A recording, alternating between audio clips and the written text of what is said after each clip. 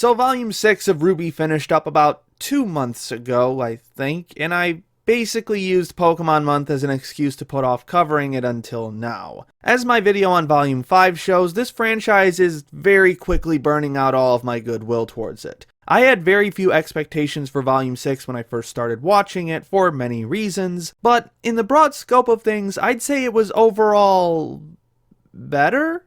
That's better than Volume 5, mind you, which I consider to be the absolute low point for this franchise. That doesn't mean I consider 6 to be worth watching, a statement that I'm honestly still not sure of at this point, but I'm sure we'll get to the heart of eventually, hopefully by the end of this video, so let's just jump into it. I say that as if it's such an easy thing to do, but Volume 6's problems are a bit more complex than Volume 5's. So let's start by revisiting a point from my previous video that, unsurprisingly, has still been left unaddressed to some degree. In that video, I pointed out that the focus of the series had been split among too many different plot lines, and unfortunately that is still true with Volume 6. On the surface, 6 seemed to fix this problem by trying to decrease the scope of the conflict back down to what are the good guys doing versus what are the bad guys doing, instead of having 1,000 different plot lines for the audience to keep track of at once. Again, this is not a necessary change, since Volume 4 managed to pull this off by having all of the plot lines being extremely character-centric, but it certainly does help.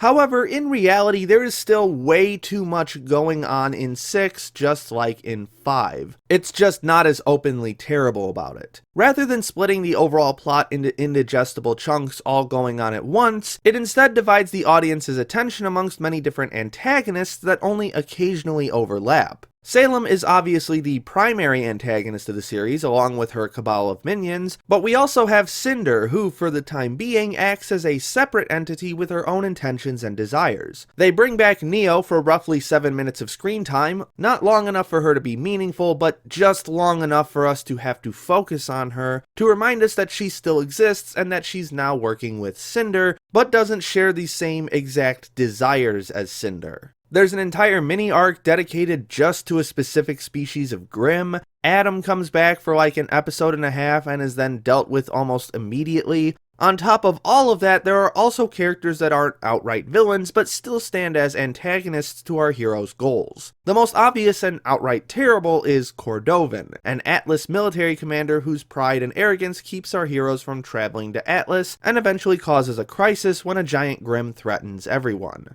Then there's Lil Miss Malachite, who's mostly just an informational entity in the story, but because she provides information to Cinder about Team RWBY, her actions are of an overall negative nature in the story. And the way she's presented, both in terms of dialogue and character design, suggests that this is not the last time we'll be seeing her, so the audience is forced to keep that in the back of their minds. Ozpin becomes a semi-antagonist at one point because the trust between him and Team RWBY breaks down completely, and on top of all of that, you have the growing apathy or outright hostility of the protagonists themselves as their journey appears to become more and more hopeless. Keep in mind that all of this happens semi-continuously over the course of 13 episodes, only 4 of which even come close to the 25-minute runtime of a standard TV episode, and you can see why this becomes a problem. It's not just that there are too many antagonists to keep track of, but rather that there are too many antagonists that each have an entirely different set of goals and allegiances that forces the viewer to shift their attention away from whatever main point the story is trying to convey.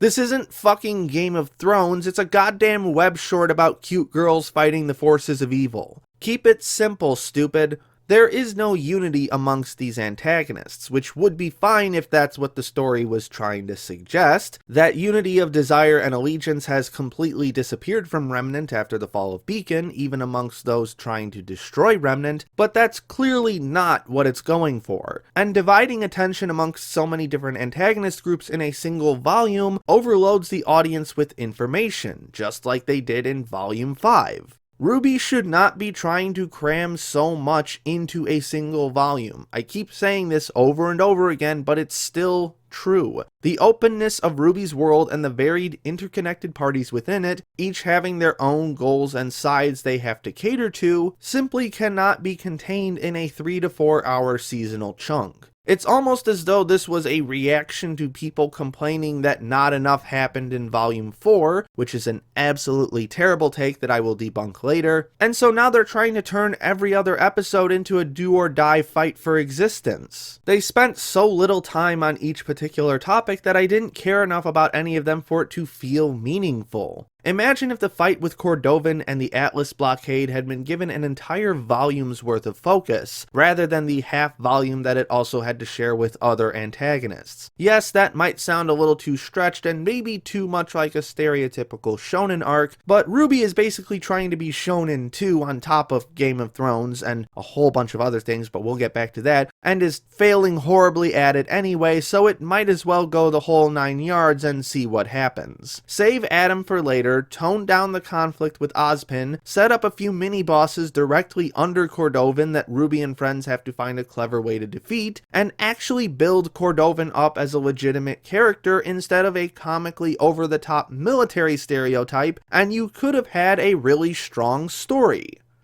For Volume 7, that is, because realistically they can't just skip straight on over to Argus after the end of Volume 5. There needs to be some proper build-up to that, which they did attempt to do with the first half of this volume. However, and I am not being hyperbolic in any way when I say this, the first 4 episodes of Volume 4 are the absolute worst thing that I've ever seen from RWBY in every sense imaginable. Worse than the ending of Volume 5, worse than the bully arc. It is completely and utterly terrible on every level. The biggest reason for this being that, even more so than the back end of this volume, it tries to cram way too much into a tiny space. The worst thing that Volume 6 could have done was drop the Ozpin conflict on us out of nowhere like it did. And yes, this was out of nowhere. Sure, Oz had a suspicious air about him before, especially in Volumes 2 and 3, but most of that was diffused with his death and reincarnation. There's only one moment in Volume 5 where it looks like Oz is hiding something, but it's resolved almost immediately by Crow and Oz himself, thus making him an even more trustworthy character. So the sense of distrust needed to be built back up again over the course of at least half a volume. It would have been so much more effective to see the doubt and distrust slowly worm its way into everyone's minds as the series progressed, as Ozpin makes more and more tiny mistakes, or new information about the world comes to light that starts to form a picture of the real truth, such as the fact that the relics attract Grimm, thus forcing RWBY or someone else to take the lamp away from Ozpin and ask what he's hiding.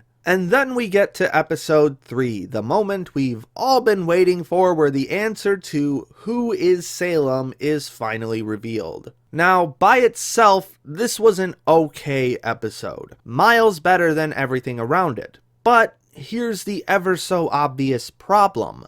It's not by itself. It's a moment that's been building up for the past 2.5 years. As such, it needs to fit within the story that's been previously set up in all aspects. Narratively, there's not too much to complain about. Everything falls into what we'd expect from the players involved, and it doesn't outright contradict anything. I will say that it is really underwhelming considering the scope of this revelation versus how long it's been building up, but the consequences are mostly easy to understand. Thematically, it's kind of a clusterfuck that would take me a whole other video at least half the length of this one to unravel, but I will say that it's probably a net neutral on the whole. Kinda weird that humanity got wiped out and reborn, but the only differences are no magic and slightly more racism, but I can deal with that for what this episode's purpose is. However, it's in the structural presentation that we run into some major issues. In this episode, we finally get to see Salem and Ozpin's origins, as well as a face-to-face with the gods of light and darkness. Salem tries to trick the gods, but fails horribly. Then she tries to have humanity rebel against the gods, and fails horribly again, thus causing the gods to completely wipe humanity from existence and have them start over. And by the end, we find out that Salem can't be killed. The big secret that Ozpin's been hiding all this time.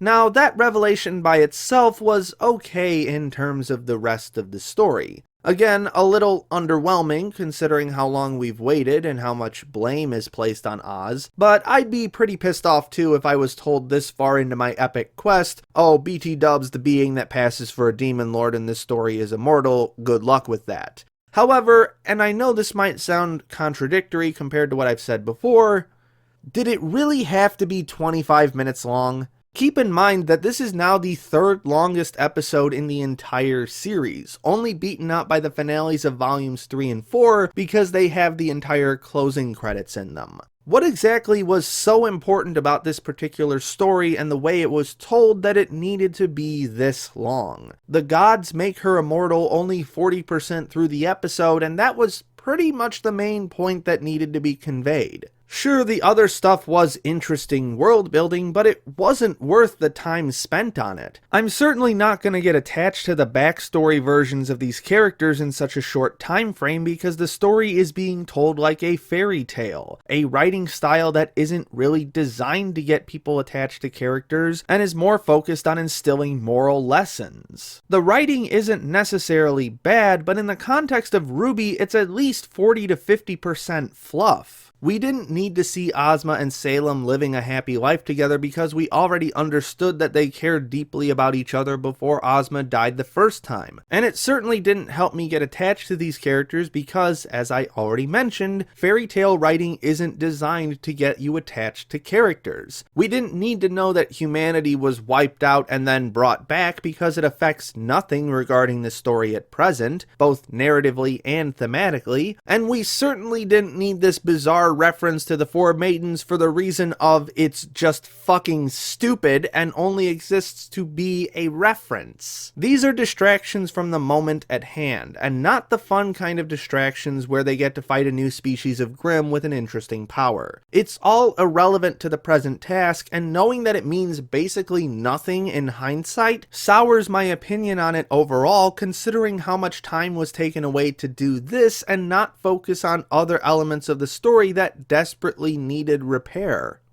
So let's talk about those elements, the parts of the story that just don't make any goddamn sense whatsoever. This is probably the most nitpicky part of the video, but it definitely needs to be said because there are some massively egregious faults littered throughout this story. Like this armored train, for example, where the turrets meant to protect the passengers are actually drawing the Grimm towards the train, which seems like a pretty fucking serious design flaw. This goes well beyond we need to bend the rules a bit to create a more interesting action scene, and completely falls off into this is fucking lunacy. It's not like the people of this world have no idea what attracts Grimm, so this design should have been scrapped well before it got to the mass market stage. Jumping ahead to the last episode, we see that Argus has a barrier system in place to prevent large Grimm from entering the city.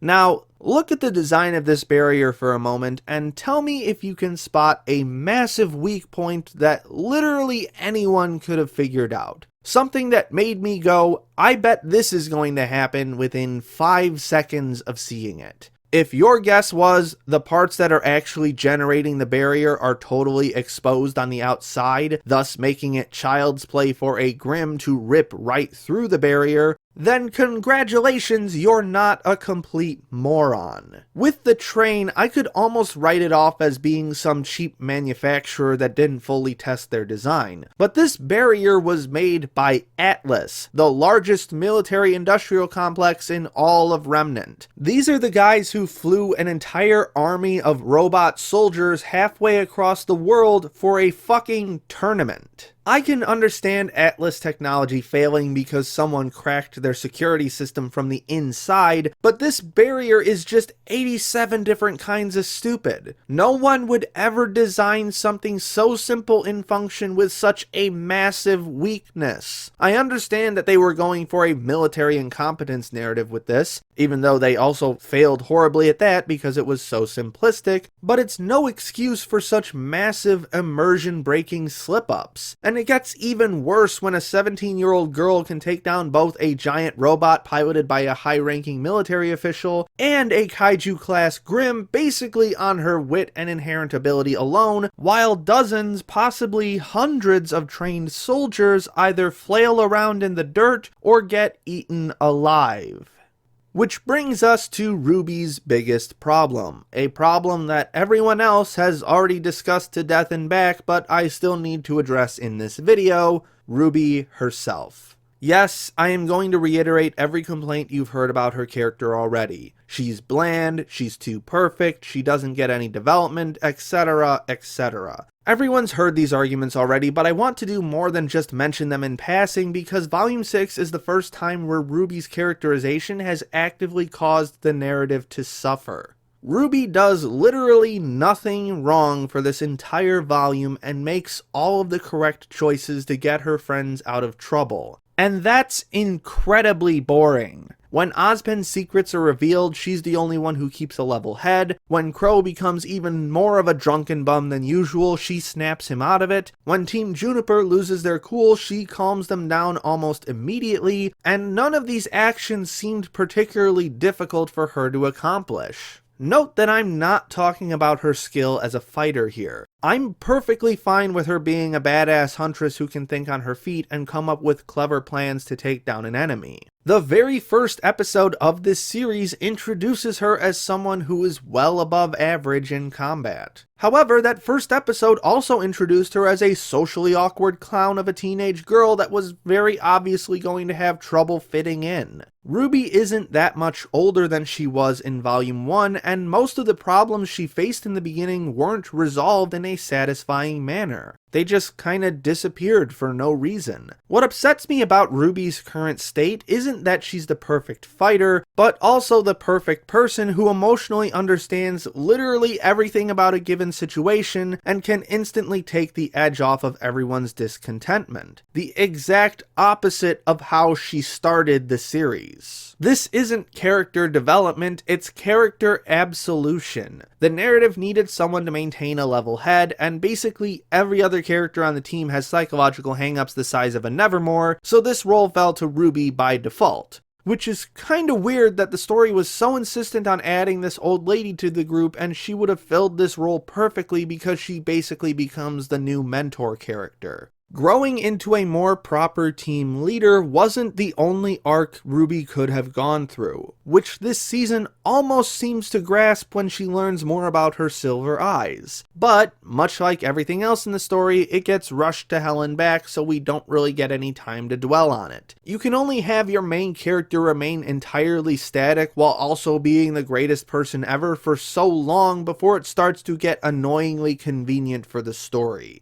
Of course, it isn't just the story and characters that have declined. There's something about the overall presentation of the series that rubs me the wrong way in terms of directing and cinematography. This is especially true regarding comedic moments. Whereas the comedic pacing of earlier volumes was much slower and more deliberate, the pacing here is much more... What should we ask first? General Ironwood! And I told you we wouldn't rest until you let us through! Nice to see you again as well. spastic. There's also one very odd problem that I've noticed with this series that probably could only happen in a series like RWBY: integration of 2D animation. I'm not talking about the awkward still frames, though those are certainly a problem. For some reason, they've been ramping up the use of 2D effects work as flourishes to the regular 3D animation. Yes, this happened in earlier seasons, but it was mostly used for gags. It just looks kinda goofy when one of the story's biggest villains is violently stabbed, falls off a cliff, and our last shot of this action is an out-of-place 2D splash animation. Now, it's not like I absolutely hate this volume on all fronts. I already said that it was better than Volume 5 because it has some legitimately great moments. The Brunswick Farm mini-arc is absolutely brilliant from start to finish. The new Grim type it introduces is both narratively and thematically interesting by playing off the conflict amongst the team members up to that point and their growing resentment towards their mission. It has some interesting literary roots hinted at through the names of certain characters, and unlike the rest of the series, the framing and cinematography is on point pretty much all the way through. Aside from that, pretty much every scene that takes place in Salem's palace executes an incredible sense of tension and dread in ways that I didn't think were possible. The use of shadow, long takes, and off-kilter camera movement make these scenes, as well as Salem herself in particular, genuinely terrifying. Which begs the question, how is it that out of the dozens and dozens of genres out there, the one that RWBY managed to master the most was horror? A genre that the animation medium as a whole has struggled with ever since it entered the digital era. It absolutely blows my mind that RWBY can hit a home run on something so difficult to pull off, while also failing spectacularly at pretty much everything else. I also really enjoyed the dynamic between Blake and Yang for most of this volume. That sense that they're still trying to get back to normal after the traumatic experiences they've been through felt pretty genuine and also uncomfortably tense. As for a quote-unquote confirmed Bumblebee ship, it doesn't really bother me that much since they've been broadcasting this intention ever since Volume 4. However, if these last few episodes were their way of confirming it, then that was a hell of a rush from we're kinda getting back to being okay to we are a thing now. Much like everything else this season, I would have preferred at least another half volume to get to that point, especially considering the root of the problem. Oh, Adam. You had so much potential to be a great villain, but sadly your time was cut short because, well, I think you can guess the reason at this point. Here's the thing. Nothing about Adam himself in Volume 6 was bad, or even mediocre. You could argue that the abuser personality was too on the nose, but this is actually how some people very deep into abusive relationships talk to those who they're trying to entrap. It only sounds comical to us because we're not the ones being manipulated. He even got his own character short before this volume premiered to show what he was like when he was with Blake, further emphasizing this side of his character. His semblance is also thematically brilliant. Absorbing the pain that others throw at you and reflecting it back on them, it's literally what an abuser does. And the excessive texturization of his fight scenes by dyeing them in blood red and accenting them with contrasting blacks and whites makes his fights some of the most visually interesting of the entire series. Volume 6 Adam isn't the problem. The problem is Volume 5 Adam and the power dynamic between him and Blake at the end of that volume. It's unfortunate to say this, but Volume 5 did irreparable damage to many parts of this story. So many potentially interesting characters like Hazel and Lionheart were either poorly characterized to the point of stupidity, or were cut short before their characterization could properly bloom into memorable characters. Adam and his relationship with Blake are some of the worst casualties of this. At the end of Volume 5, Blake rejects Adam completely, showing that she now stands as an equal to him, an independent person free from his control. Which was kinda jarring considering that there was, say it with me children, no lead up whatsoever. There's no scene anywhere before this that shows Blake freeing herself from the mental scars that Adam left on her. So this big scene where she declares her independence feels totally out of place. She might be telling the truth when she says, I've got more important things to deal with, but having Adam basically get ignored before he's forced to retreat creates the idea that the narrative is invalidating Blake's struggle with an abusive relationship. The fact that she shows absolutely no fear at all in this scene and then goes back to being scared shitless in Volume 6 really shows how much damage was done by the dogshit writing in Volume 5. And yes, I understand that abuse is an extremely complicated topic with no clear psychological answer to it, but surely we can agree that the way it was ultimately handled in RWBY was a far worse option than what could have been. There is a lot more I could say about the travesties of this volume, like some characters acting completely out of character in order to unnecessarily add tension to certain scenes, or the laughable attempt at military satirization, which is insanely ironic considering how they mastered that in RWBY, or the more minute faults in the animation that, over time, collect to form a massive pile of grievances that totally takes me out of the experience, or how this volume's OP is just kinda limp-dicked in comparison to what's come before, but my point has been thoroughly made. Volume 6 is better than Volume 5, but not by much, and certainly not enough to say that the series has redeemed itself. It has some fantastic high points, but even more disgustingly low points. Whether it's characterization, plot progression, thematic conveyance, shot composition, or just the basic structure of the series itself,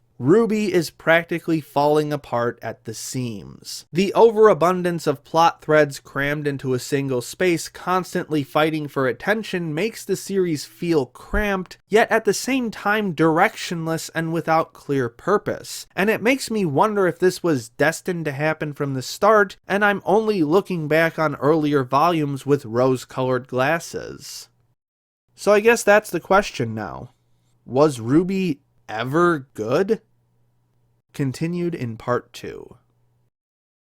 Special thanks to Jan Rogalski, Rourketon Joing, Christine Seibert, Tim Johnson, Call Me Catlord, Ember's fave roommate, Eugenio Mendoza, and all my other patrons for their generous support.